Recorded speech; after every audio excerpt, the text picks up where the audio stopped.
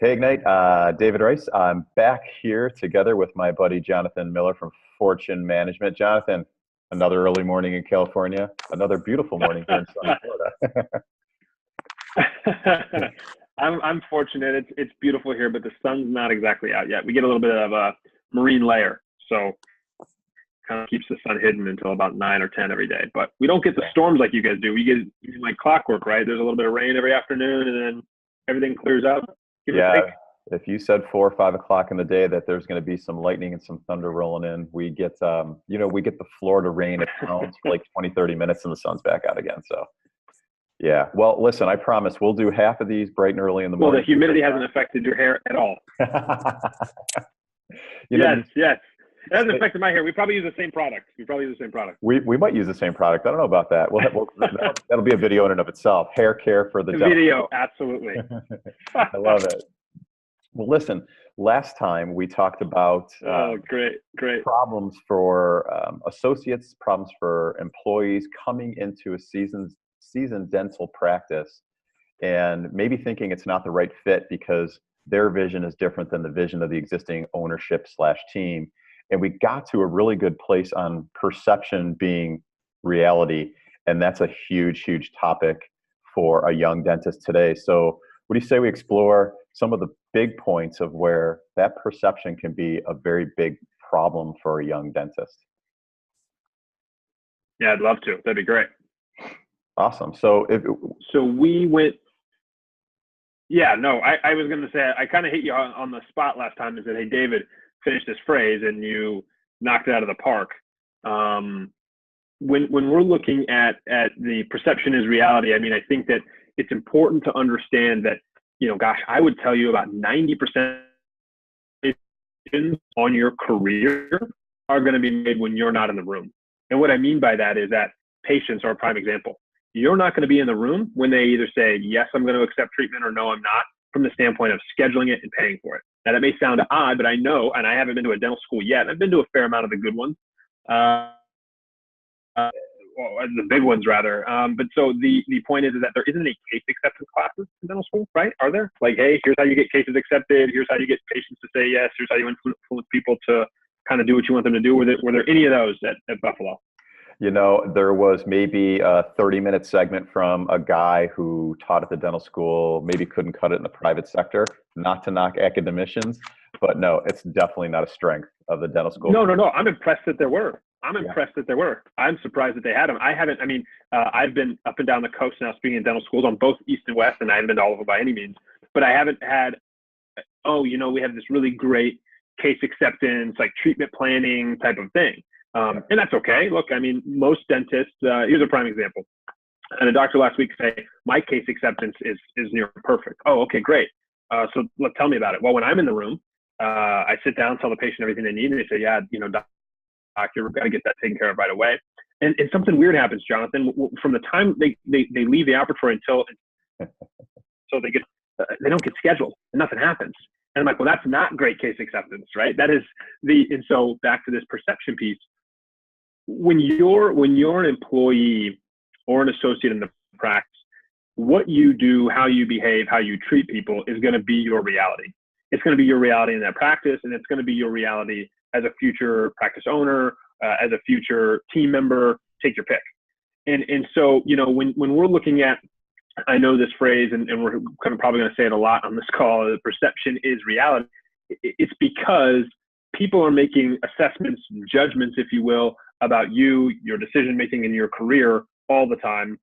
And a lot of times they're making them about you when you're not around. And so with that being said, it's really, really important that the young doctor going into, and I loved your phrase last time, someone else's kitchen and trying to cook in someone else's kitchen, knows not only the ground rules, but also understands that concept. How I'm perceived is going to be what people say about me, is going to be what people believe about me. And so if I show up late, people are going to think I don't really care. And if I tell people everything they need to know in one sitting, they're probably not going to trust me. Now, that's a weird one. Most patients can't digest all of that dental work that they really need right away. And a lot of times it's just because as that young doctor in the practice, cooking in someone else's kitchen, if you will, you haven't earned their trust yet. And I think that is one of the We can call it one of the biggest, or we can call it the number one thing. Having the trust of both owner, doctor, team, and patient is your number one job as an associate, as an employee in a practice. That's got to be part number one. You have to have the trust of all three of them. And trust will lead to respect, of course, but if you don't have the trust, then you're not going to get the respect. And so that's where it starts on the perception side. So after that with, well, if you're late, then people are going to think you just don't care. That doesn't mean you don't care. Maybe you had a sick child, maybe you hit some really bad traffic, a la living in LA and Southern California. Who knows what the reason was, but the perception is going to be, well, if you would have cared, you would have been here on time. If you would have cared, you'd have gotten up earlier. If you really value this job, you would have taken it a little more seriously. And so maybe that's it. Now all of a sudden you don't take it seriously. You have $400,000 in student loan debt. All you were doing was dying to get out into the real world and start working. And now you show up late a few times and everyone says, well, you just don't take it that seriously. Of course you take it that seriously. It's the perception that you're bringing to the table. And I think that if once you understand that you're bringing that perception into the room and you're bringing that perception upon yourself, is when things can really start going well for you, can start going in your favor. And so if that means that you're going to be an associate for the rest of your days, not a problem. I know a lot of associate doctors that are making great money, doing really cool things, and really living, in my opinion, a more fulfilled life. They don't have the desire to be a practice owner. They don't have the desire to lead people and to do all those things. They just want to take care of patients and go home and also play mom or dad and, have a life and do those things. And so that perception that you're bringing with you is going to be your reality one way or the other. Now, the hard part, I think, to understand is that in your head, you're thinking, well, that's not me. Of course I care. Of course I value this job. Of course I want the team to trust me. Of course I want patients to say nice things about me. But it's on the other side of that. What people are actually saying about you is what's your reality. Because patients are going to tell the owner doctor, really seemed like they were frazzled. They didn't know what they were doing. They walked in late to the operatory. They were disorganized. They were all those things. And so owner doctor is going to probably believe some of that stuff. And then maybe the assistant or the hygienist is going to say the same thing. They were really frazzled. They were walked in late. They, didn't seem like they really knew what they were doing. All of this perception now is building into your reality. Yeah. So that's it was kind of a ramble. It's a good ramble. That's a tremendous point. So I'll tell you, and I would hazard a guess, I'm not the only person who's heard this, but week in and week out, I'm in rooms of young dentists and dental students, and I get how the world sees them. And later in that week, or earlier in that week, I'm in a room full of gray-haired docs, little silver-haired folks who've been doing this a while, and they tell me things like, that new dentist is spoon-fed. They're entitled. They don't want to work. I worked 10 years to get to this point. They want it all now. So I think it's important to understand as a young dentist that even if you walk in and you're on your A++ game, the whole world is looking at you through their eyes. And it's my job to bring you in and to see you differently. And it's your job to help me see you differently in the role reverse, right? So what would you say is a good strategy on the way in? Because we've got a lot of young dentists now who are just getting into practices. GPR's just wrapped up, school's just graduated. So how do I, if I'm a young dentist, change that horribly negative perception that the world has of me before I even walk in the door? So I love that. And I don't know if I have all the answers on that one, but I think I have a pretty good strategy. And that strategy is truly to walk in and be curious. So by being curious, I want you to ask a lot of questions, but not questions around the clinical side. Get connected to the owner, doctor, and the team on the emotional side, because decisions about your career will be made with emotions. I had a boss tell me a story, and it was when he was first hired. So he did the same thing to me a little bit more in jest, but he said, hey, my first boss told me, and I'll use my name, but he said, hey, Jonathan, I really want you to understand that I need you to be fired up with enthusiasm every single day you walk in here. I said, okay, yeah, sure. And he said, well, I'm telling you that because if not, I promise you one thing, you will be fired with enthusiasm. And I said, okay, got it, loud and clear.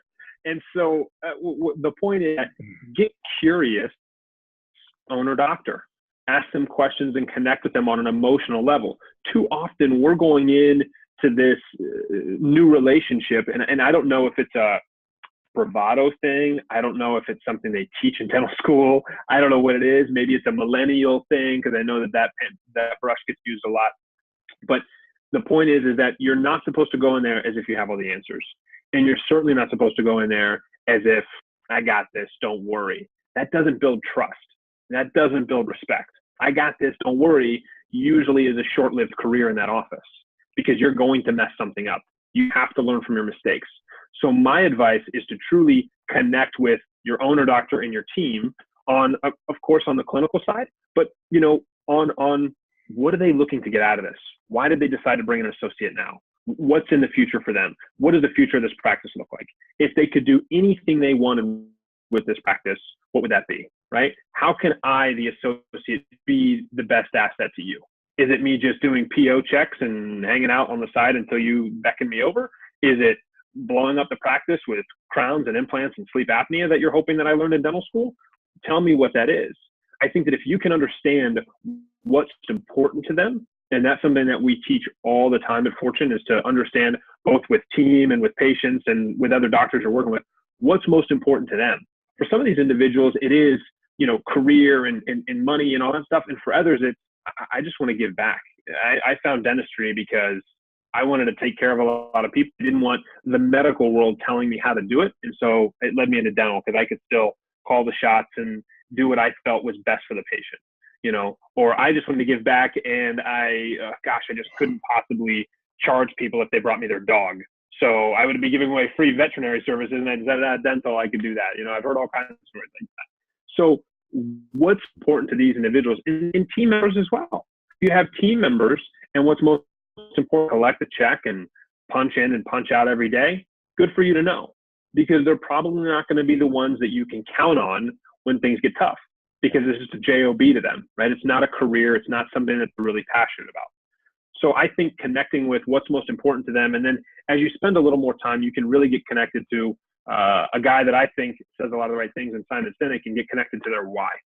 Why are they here in the first place? Why dentistry? Why in this office? Why bring in an associate? All that stuff.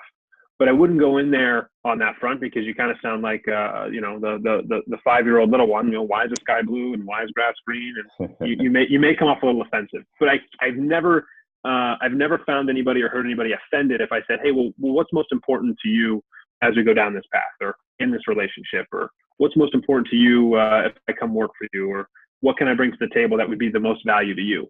I've never had anybody get offended by that.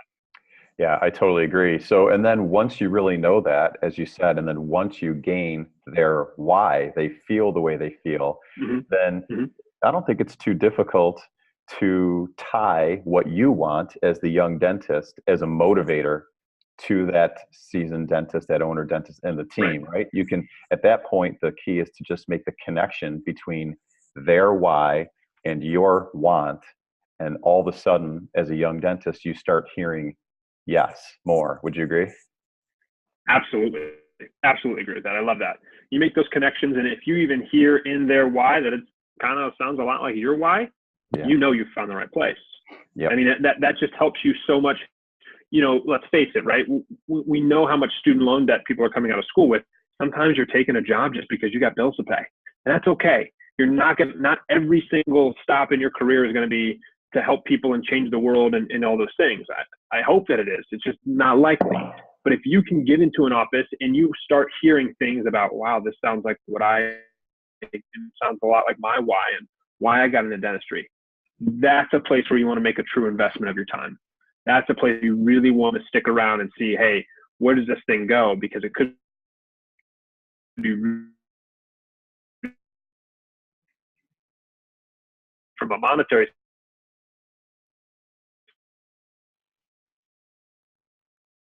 We freeze up. Yeah. Oh, there we go. We're back. Oh, okay, great. Happens. The internet. That thing's still around. Right. Huh?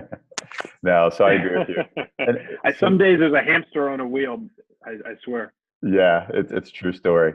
So young dentists, you know, one thing really to remember is perception really is reality. It's going to be that way for the dentist. It's going to be that way for the team. It's going to be that way for the patients that you're meeting for the first time.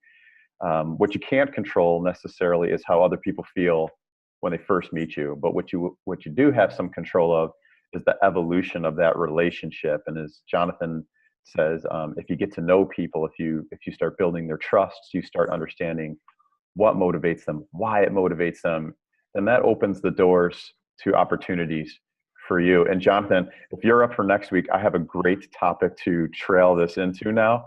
You got my brain really spinning here. I gave a course years back. I still give it once in a while, called Pizza by the Slice or the Whole Pie. So Buffalo Kid originally. And it's all about having conversations with patients to understand which ones of them want that whole big treatment plan and which ones can only handle one slice at a time. So if you're game, I'm game. Maybe we dive a little bit into the clinical path and that dentist/assistant in a treatment room. Like I said, whether you're an owner, young dentist, or you're an associate or an employee, young dentist, it applies. So if you're game, I'm game. And either same time next week, or maybe you pay me back and it's a nighttime session and we do this thing with a drink and coffee. There you go. No, same time next week's great. Looking forward to it. Awesome. I appreciate it, guys. So until next time, everybody, together we rise. And remember, we're here to fast track your success. Take care.